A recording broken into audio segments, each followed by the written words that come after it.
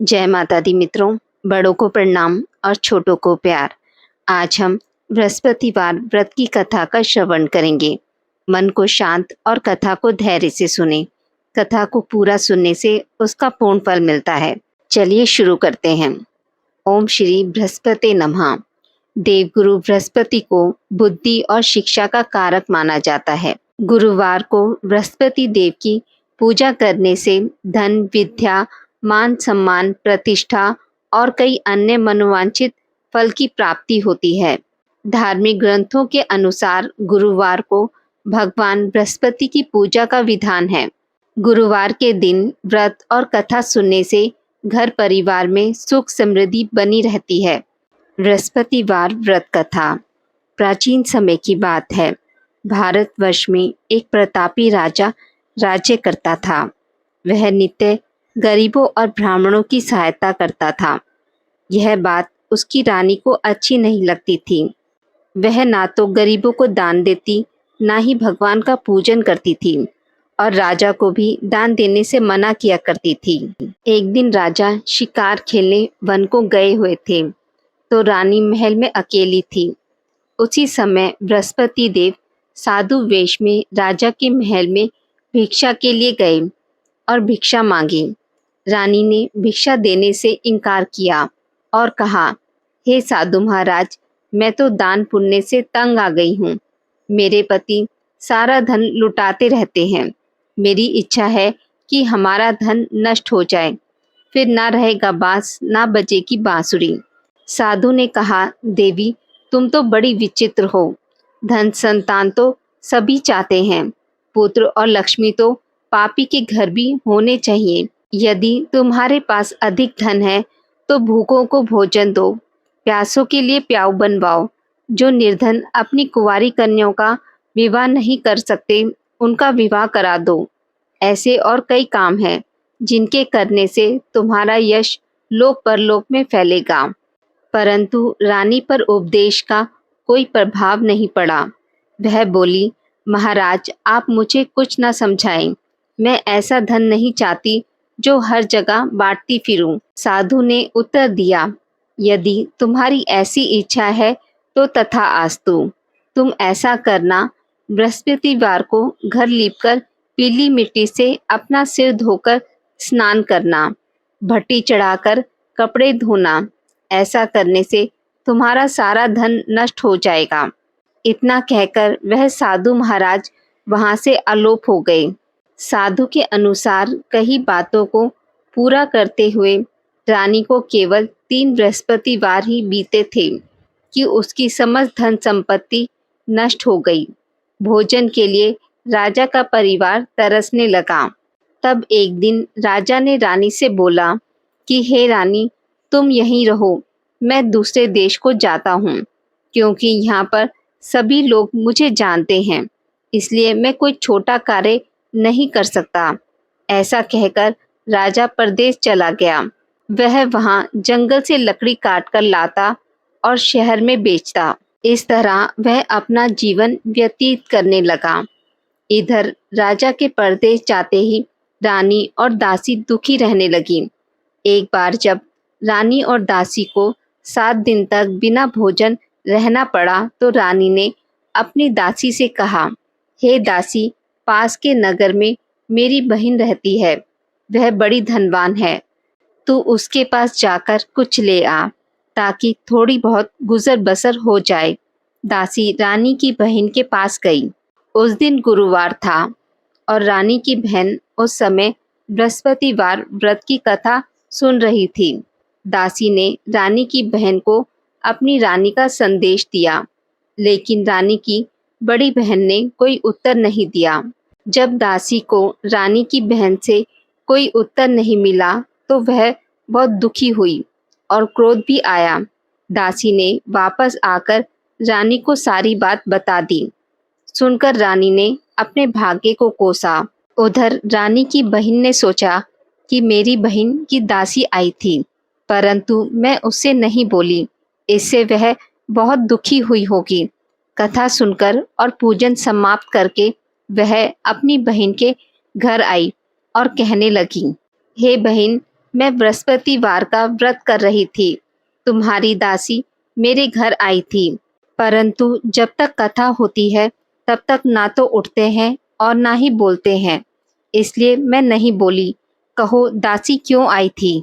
रानी बोली, बहन तुमसे क्या छिपाऊं, हमारे घर खाने तक को अनाज नहीं था। ऐसा कहते कहते रानी की आंखें भर आई। उसने दासी समेत पिछले 7 दिनों से भूखे रहने तक की बात अपनी बहन को विस्तार पूर्वक सुना दी। रानी की बहन बोली, देखो बहन, भगवान बृहस्पति देव सबकी मनोकामना पूर्ण करते हैं। देखो शायद तुम्हारे घर में अनाज रखा हो। पहले तो रानी को विश्वास नहीं हुआ, पर बहन के आग्रह करने पर उसने अपनी दासी को अंदर भेजा तो उसे सचमुच अनाज से भरा हुआ एक घड़ा मिला। यह देखकर दासी बहुत हैरान हुई। दासी रानी से कहने लगी, हे रानी, जब हमको भोजन नहीं मिलता तो हम व्रत ही तो करते हैं, इसलिए क्यों ना इनसे व्रत और कथा की विधि पूछ ली जाए ताकि हम भी व्रत कर सकें। तब रानी ने अपनी बहन से बृहस्पतिवार के व्रत के बारे में पूछा। उसकी बहन ने बताया, बृहस्पतिवार के व्रत में चने की दाल और मुनक्का से विष्णु भगवान का केले की जड़ से पूजन करें तथा दीपक जलाएं, व्रत कथा सुने और पीला भोजन ही करें। इससे बृहस्पति देव प्रसन्न होते हैं। व्रत और पूजन विधि बताकर रानी की बहन अपने घर लौट आई। 7 दिन के बाद जब गुरुवार आया तो रानी और दासी ने व्रत रखा। घुड़साल में जाकर चना और दाल लेकर आई। फिर उसने केले की जड़ तथा विष्णु भगवान का पूजन किया। अब पीला भोजन कहाँ से आए, इस बात को लेकर दोनों बहुत दुखी थी। चूंकि उन्होंने व्रत रखा था, इसलिए बृहस्पति देव उनसे प्रसन्न थे। इसलिए वह एक साधारण व्यक्ति का रूप धारण कर 2 थालों में सुंदर पीला भोजन दासी को दे गए। भोजन पाकर दासी प्रसन्न हुई और फिर रानी के साथ मिलकर भोजन ग्रहण किया। उसके बाद वे सभी गुरुवार को व्रत और भोजन करने लगीं। बृहस्पति भगवान की कृपा से उनके पास फिर से धन संपत्ति आ गई, परंतु रानी फिर से आलस्य करने लगी। तब दासी बोली, देखो रानी, तुम पहले भी इसी प्रकार आलस्य करती थी। तुम्हें धन रखने में कष्ट होता था, इस कारण सभी धन नष्ट हो गया, और अब जब भगवान बृहस्पति की कृपा से धन मिला है तो तुम्हें फिर से आलस्य होता है। रानी को समझाते हुए दासी कहती है कि बड़ी मुसीबतों के बाद हमने यह धन पाया है, इसलिए हमें दान और पुण्य करना चाहिए। भूखे मनुष्यों को भोजन कराना चाहिए, जिससे तुम्हारे कुल का यश बढ़ेगा, स्वर्ग की प्राप्ति होगी, पितृ प्रसन्न होंगे। दासी की बात मानकर रानी अपना धन शुभ कार्यों में खर्च करने लगी, जिससे पूरे नगर में उसका यश फैलने लगा। एक दिन राजा दुखी होकर जंगल में एक पेड़ के नीचे आसन जमाकर बैठ गया। वह अपनी दशा को याद करके व्याकुल होने लगा। बृहस्पतिवार का दिन था। एकाएक उसने देखा कि निर्जन वन में एक साधु प्रकट हुए। साधु वेश में बृहस्पति देवता थे। लकड़हारे के सामने आकर बोले, हे लकड़हारे, इस सुनसान जंगल में तू चिंता मगन क्यों बैठा है? लकड़हारे ने हाथ जोड़कर प्रणाम किया और उत्तर दिया, महात्मा जी, आप सब कुछ जानते हैं, मैं क्या कहूँ। यह कहकर रोने लगा और साधु को अपनी आत्मकथा सुनाई। महात्मा जी ने कहा, तुम्हारी स्त्री ने बृहस्पति के दिन बृहस्पति भगवान का अनादर किया है, जिसके कारण रुष्ट होकर उन्होंने तुम्हारी यह दशा कर दी। अब तुम चिंता को दूर करके मेरे कहने पर चलो, तो तुम्हारे सब कष्ट दूर हो जाएंगे और भगवान पहले से अधिक संपत्ति देंगे।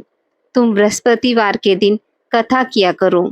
2 पैसों के चने मुनक्का लाकर उसका प्रसाद बनाओ और शुद्ध जल से लोटे में शक्कर मिलाकर अमृत तैयार करो। कथा के पश्चात सारे परिवार और सुनने वाले प्रेमियों में अमृत व प्रसाद बांटकर आप भी ग्रहण करो। ऐसा करने से भगवान तुम्हारी सभी मनोकामनाएं पूरी करेंगे। साधु के ऐसे वचन सुनकर लकड़हारा बोला, हे प्रभु, मुझे लकड़ी बेचकर इतना पैसा नहीं मिलता जिससे भोजन के उपरांत कुछ बचा सकूं। मैंने रात्रि में अपनी स्त्री को व्याकुल देखा है। मेरे पास कुछ भी नहीं जिससे मैं उसकी खबर मांग सकूं।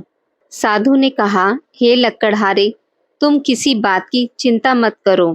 बृहस्पति के दिन तुम रोजाना की तरह लकड़ियों को लेकर शहर जाओ।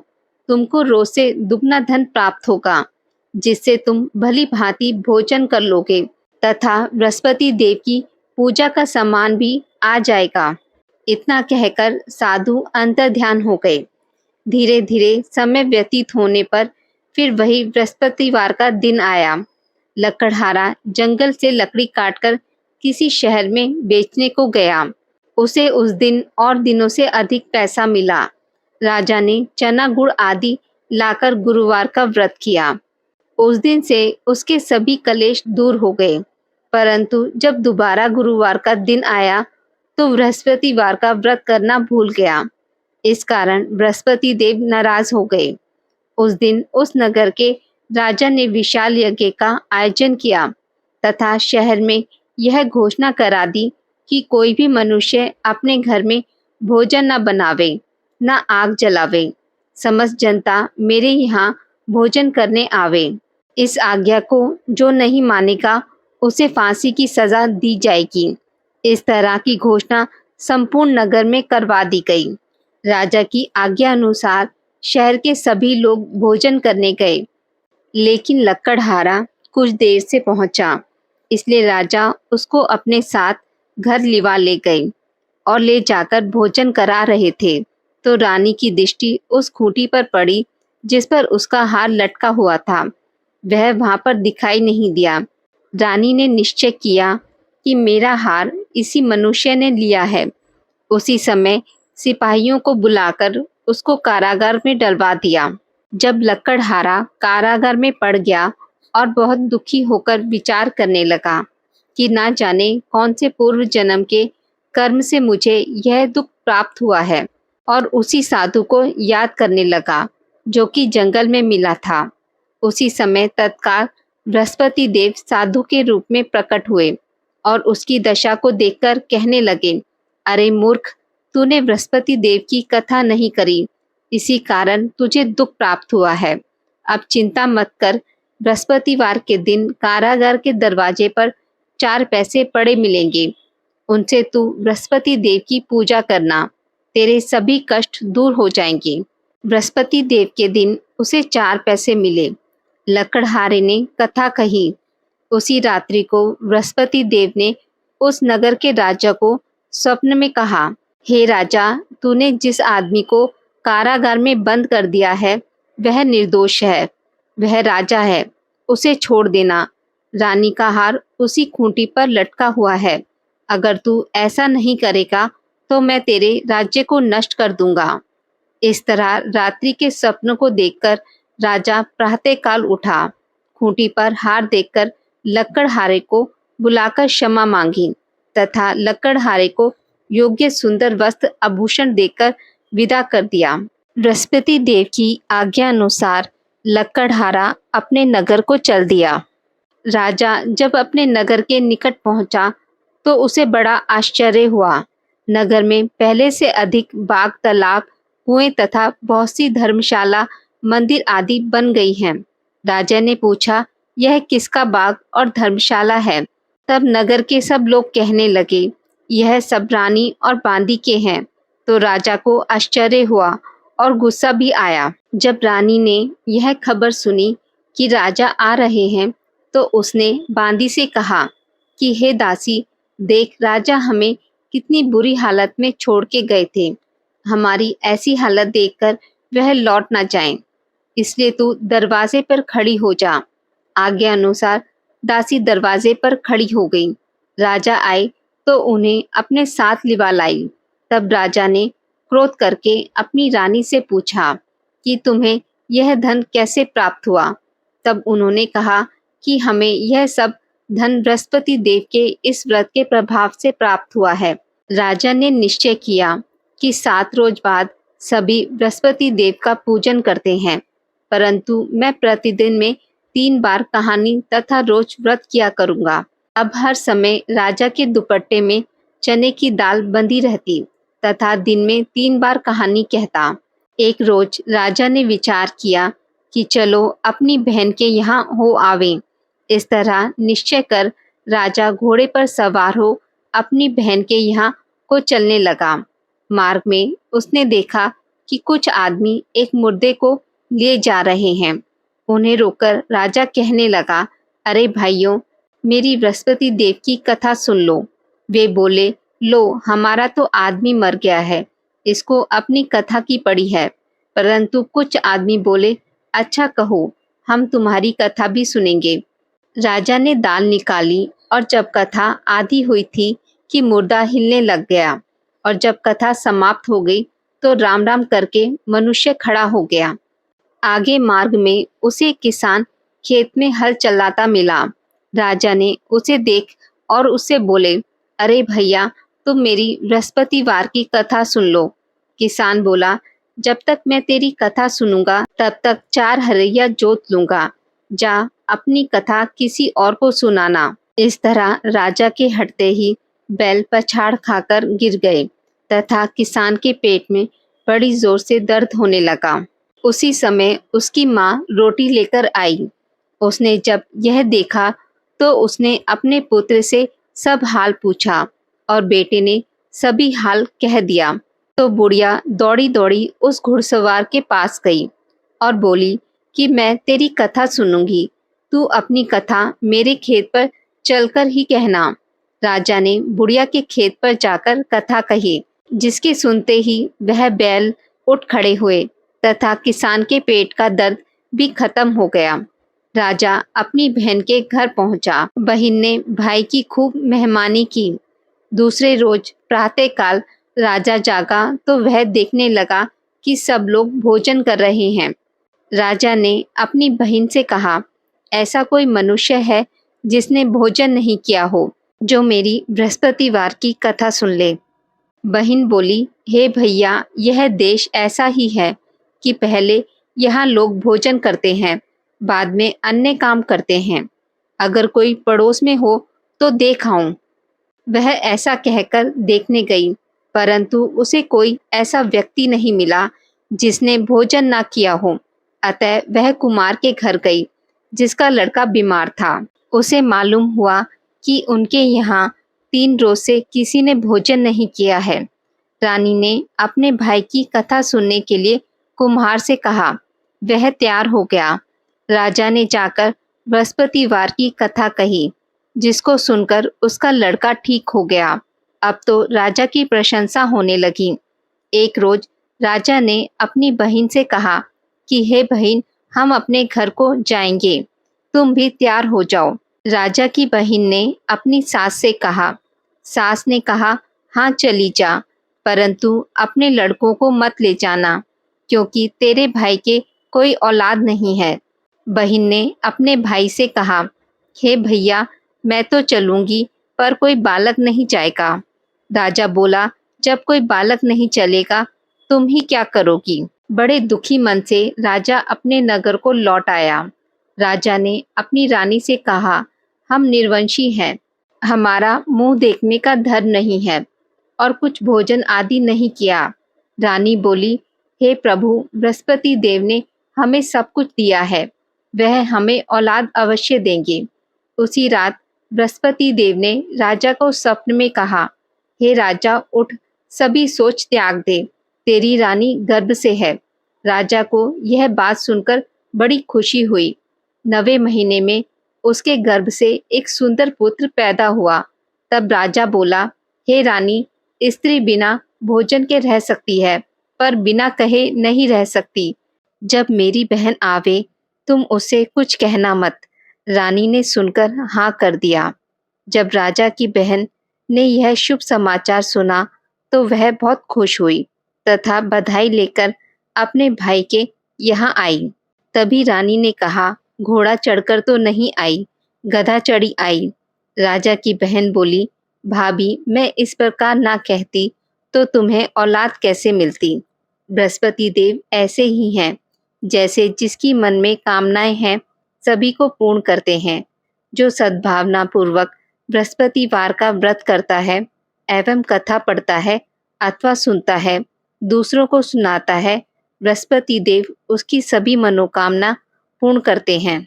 भगवान बृहस्पति देव उसकी सदैव रक्षा करते हैं। संसार में जो मनुष्य सद्भावना से भगवान जी का पूजन व्रत सच्चे हृदय से करते हैं तो उनकी सभी मनोकामनाएं पूर्ण करते हैं। जैसी सच्ची भावना से रानी और राजा ने उनकी कथा का गुणगान किया तो उनकी सभी इच्छाएं बृहस्पति जी ने पूर्ण की थी। इसलिए पूर्ण कथा सुनने के बाद प्रसाद लेकर जाना चाहिए। हृदय से उनका मनन करते हुए जयकारा बोलना चाहिए। बोलो बृहस्पति देव की जय। प्राचीन काल में एक ब्राह्मण रहता था। वह बहुत ही निर्धन था। उसके कोई संतान नहीं थी। उसकी स्त्री बहुत मालिनता के साथ रहती थी। वह स्नान न करती, किसी देवता का पूजन न करती। इससे ब्राह्मण देवता बड़े दुखी थे। बेचारे बहुत कुछ कहते थे, किंतु उसका कुछ परिणाम न निकला। भगवान की कृपा से ब्राह्मण की स्त्री के कन्या रूपी रत्न पैदा हुआ। कन्या बड़ी होने पर प्रातः स्नान करके विष्णु भगवान का जाप व बृहस्पतिवार का व्रत करने लगी। अपने पूजन पाठ को समाप्त करके विद्यालय जाती तो अपनी मुट्ठी में जौ भर के ले जाती और पाठशाला के मार्ग में डालती जाती। तब ये जौ स्वर्ण के जौ हो जाते। लौटते समय उनको बिनकर घर ले आती। एक दिन वह बालिका सूप में उस सोने के जौ को फटक कर साफ कर रही थी कि उसके पिता ने देख लिया और कहा, हे बेटी, सोने के जौ के लिए सोने का सूप होना चाहिए। दूसरे दिन बृहस्पतिवार था। इस कन्या ने व्रत रखा और बृहस्पति देव से प्रार्थना करके कहा, मैंने आपकी पूजा सच्चे मन से की हो तो मेरे लिए सोने का सूप दे दो। बृहस्पति देव ने उसकी प्रार्थना स्वीकार कर ली। रोजाना की तरह वह कन्या जौ फैलाती हुई जाने लगी। जब लौटकर जौ बीन रही थी तो बृहस्पति देव की कृपा से सोने का सूप मिला। उसे वह घर ले आई और उसमें जौ साफ करने लगी, परंतु उसकी माँ का वही ढंग रहा। एक दिन की बात है कि वह कन्या सोने के सूप में जौ साफ कर रही थी। उस समय उस शहर का राजकुमार वहां से होकर निकला। इस कन्या के रूप और कार्य को देखकर मोहित हो गया तथा अपने घर आकर भोजन तथा जल त्याग कर उदास होकर लेट गया। राजा को इस बात का पता लगा तो अपने प्रधानमंत्री के साथ उसके पास गए और बोले, हे बेटा, तुम्हें किस बात का कष्ट है? किसी ने अपमान किया है अथवा और कारण हो सो कहो। मैं वही कार्य करूँगा जिसमें तुम्हें प्रसन्नता हो। अपने पिता की राजकुमार ने बातें सुनी तो वह बोला, मुझे आपकी कृपा से किसी बात का दुख नहीं है। किसी ने मेरा अपमान नहीं किया है, परंतु मैं उस लड़की से विवाह करना चाहता हूँ जो सोने के सूप में जौ साफ कर रही थी। यह सुनकर राजा आश्चर्य में पड़ गया और बोला, हे बेटा, इस तरह की कन्या का पता तुम ही लगाओ। मैं उसके साथ तुम्हारा विवाह अवश्य ही करवा दूंगा। राजकुमार ने उस लड़की के घर का पता बतलाया। तब मंत्री उस लड़की के घर गए और ब्राह्मण देवता को सभी हाल बतलाया। ब्राह्मण देवता राजकुमार के साथ अपनी कन्या का विवाह करने के लिए तैयार हो गए तथा विधि विधान के अनुसार ब्राह्मण की कन्या का विवाह राजकुमार के साथ हो गया। कन्या के घर से जाते ही पहले की भांति उस ब्राह्मण देवता के घर में गरीबी का निवास हो गया। अब भोजन के लिए भी अन्न बड़ी मुश्किल से मिलता था। एक दिन दुखी होकर ब्राह्मण देवता अपनी पुत्री के पास गए। बेटी ने पिता को दुखी अवस्था में देखा और अपनी माँ का हाल पूछा। तब ब्राह्मण ने सभी हाल कहा। कन्या ने बहुत सा धन देकर अपने पिता को विदा कर दिया। इस तरह ब्राह्मण का कुछ समय सुखपूर्वक व्यतीत हुआ। कुछ दिन बाद फिर वही हाल हो गया। ब्राह्मण फिर अपनी कन्या के यहाँ गया और सारा हाल कहा तो लड़की बोली, हे पिताजी, आप माताजी को यहाँ लिवा लाओ। मैं उन्हें सारी विधि बता दूंगी, जिससे गरीबी दूर हो जाए। ब्राह्मण देवता अपनी स्त्री को साथ लेकर पहुँचे तो अपनी माँ को समझाने लगी, हे माँ, तुम प्रातःकाल प्रथम स्नान आदि करके विष्णु भगवान का पूजन करो, तो सब दरिद्रता दूर हो जाएगी। परंतु उसकी माँ ने एक भी बात नहीं मानी और प्रातःकाल उठकर अपनी पुत्री के बच्चों की झूठन को खा लिया। इससे उसकी पुत्री को भी बहुत गुस्सा आया और एक रात को कोठरी से सभी सामान निकाल दिया और अपनी माँ को उसने बंद कर दिया। प्रातःकाल उसे निकाला तथा स्नान आदि करा के पाठ करवाया तो उसकी माँ की बुद्धि ठीक हो गई और फिर प्रत्येक बृहस्पतिवार को व्रत रखने लगी। इस व्रत के प्रभाव से उसके माँ बाप बहुत ही धनवान और पुत्रवान हो गए और बृहस्पति जी के प्रभाव से इस लोक के सुख भोगकर स्वर्ग को प्राप्त हुए। सभी बोलो विष्णु भगवान की जय, बोलो बृहस्पति देव की जय। भगवान बृहस्पति देव की आरती। जय बृहस्पति देवा, ओम जय बृहस्पति देवा। छिन छिन भोग लगाऊं, कदली फल मेवा। ओम जय बृहस्पति देवा, जय बृहस्पति देवा। तुम पूर्ण परमात्मा, तुम अंतर्यामी। जगत पिता जगदीश्वर, तुम सबके स्वामी। ओम जय बृहस्पति देवा, जय बृहस्पति देवा। चरणामृत निज निर्मल, सब पातक हरता। सकल मनोरथ दायक, कृपा करो भरता। ओम जय बृहस्पति देवा, जय बृहस्पति देवा। तन मन धन अर्पण कर, जो जन शरण पड़े।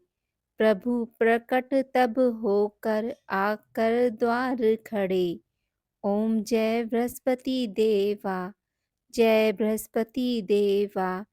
दीन दयाला दयानिधि, भक्तन हितकारी। पाप दोष सब हरता, भव बंधन हारी। ओम जय बृहस्पति देवा, जय बृहस्पति देवा। सकल मनोरथ दायक, सब संशय हारो।